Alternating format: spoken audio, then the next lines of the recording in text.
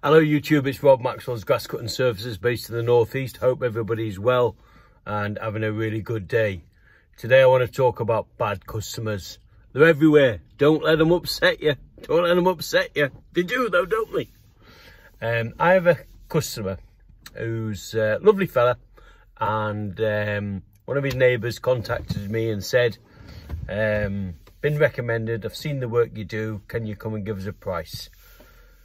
So I said to him, can you send me some photographs of your lawns, please, and I'll be able to provide you with a free, no obligation quote. As we know, that's not what we do. I just want to see the lawns and then I can say yay or nay. And if it's a yes, I'll go and have a look in person, meet the guy, meet the family, and then decide whether I want to work for them. But if I look at it and go, oh, there's no chance, I can just say, really sorry, it's not a garden I'll be taking on. Something very polite and kind, and let them go. And it saves me wasting my time, and it saves the customer wasting their time. That's the way I do it. I'm not saying it's right, it's just the way I do it. And he sent me some photographs, and it was a lovely big old garden. I thought, you know what, I could add that and maybe drop off something else or juggle things around. I thought that's something. It's 5 minutes from my home address. It's a lovely big garden. There's some bedding work, some shrub work. You know, I thought that's a good all-rounder. I'll have a look. So I said to him, this is a garden I'd be interested in.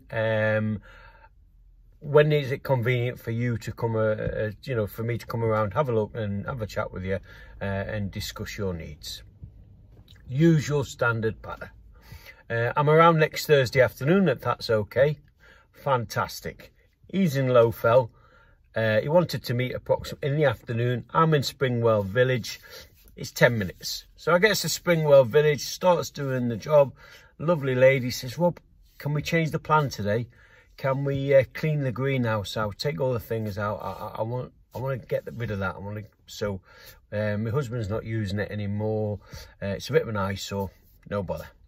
So it took a little bit longer than I anticipated. So I was running about 15-20 minutes late. But when you say you're going to be there at an approximate time, I don't think, if I say I'll be there Thursday afternoon, approximately, let's say for argument's sake, 3 p.m. I think you've got to give that window, haven't you? 15-20 minutes past me appointment time, I get a message, are you still coming? So gets the phone out, and I don't usually have the phone actually, but I did on this occasion. I had it in my little gilet pocket, and I messaged back. I said, look, I'm really sorry. I said, I'm stuck at a job. I said, it's taking a little bit longer and we've had a little bit of rain this morning, so I'm running behind schedule. I said, but I'll be there as soon as I can, within the hour. And I said, but if that's no good to you, I said, we could always meet another day at your convenience. Once again, I apologise. Sent that. Now, if I was the customer and a tradesman sent that to me, I'd think, spot on. No bother at all. But my spider senses are going 20 minutes and he's already messaging, where are you? I got a message straight back after I sent a very polite text message saying, "Divin bother yourself." Now in Geordie language that means you stick it up you know where I'm coming from. So I read it. I went, no problem, thank you. Bang, gone. Delete the message, block him, finished. Right? And I've got to be honest, I was a little bit annoyed and a bit angry for about half an hour. Took a deep breath. And I recognised I dodged a bullet, because that would have been a pain in the backside. Never met the guy, never met his wife, never met his children, but you can just tell from that message he would have been an absolute nightmare. So I'm pleased. I am pleased, but I'm sharing it with you. Don't be offended.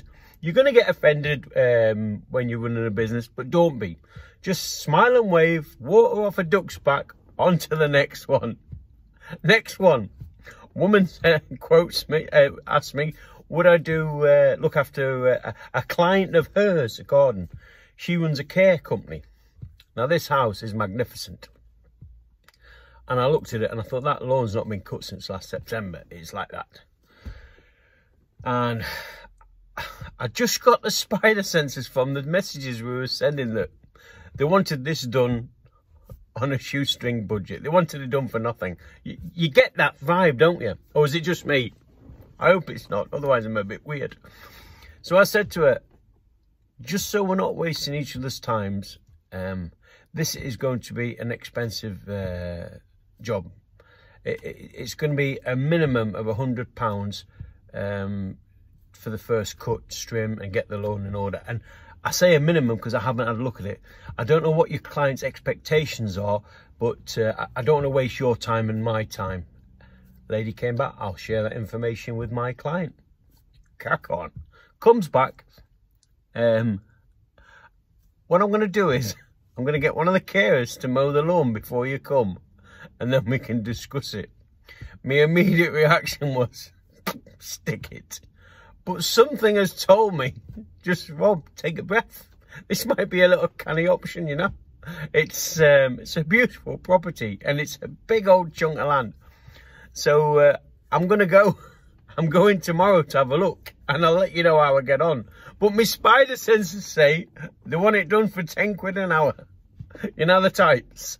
But I might be wrong. And I was saying to my wife, I says, oh, I'm not going this. She said, Rob, calm down. She says, that's a beautiful property. They might be there another 5 years, and they might just because you've had a little bit of a bad run with a few awkward customers, they're not all like that. So I went, okay, dear. You're right, I'm wrong. I'll go and have a look. But I'll tell you. And sometimes my gut feeling's usually right, isn't it? But we'll see how we get on. But my message today is, you're going to take hits. You're going to get hits in this business. Any business. Whether you're a painter and decorator, whether you're a window cleaner, whether you're a joiner, electrician. You're going to go and you're going to get hits. And people are going to be awkward. And there's two types of people. There's people who want to spend money and want you to provide them with a quality service. And they're really happy that they've got somebody who's delivering a quality service at a fair price. And then there's the flip of the coin. There's somebody who just wants to pay 10 quid an hour. They're not bothered about the quality service. They just want the cheapest thing they can get. And if you're not the cheapest, you're no good to them. And it's finding the one who wants the quality service over the one who wants cheap and cheerful. And you're not always going to run into the quality service customer. You're going to have to get some of the cheap and cheerful ones and then just push them to one side as you go along your journey. That's my experience anyway. But I wanted to share that with you today. Awkward customers, unkind customers, they're everywhere. And I feel better now I've shared it with you. And I bet you sat there giving it, Rob, I understand what you're saying. I've got a few I live in Cornwall and they're a nightmare. I live in Scotland and they're a nightmare. I live in Manchester and they're even worse. I've got nothing against Manchester, it's a beautiful city. It was just the first thing that come into my head. But you know what I mean? They're everywhere, aren't they? But there's nice people everywhere. And what we've got to do is hunt out the nice people, get them on the books and keep them on the books. Anyway, I'm off to my next job. Take care. Have a good day.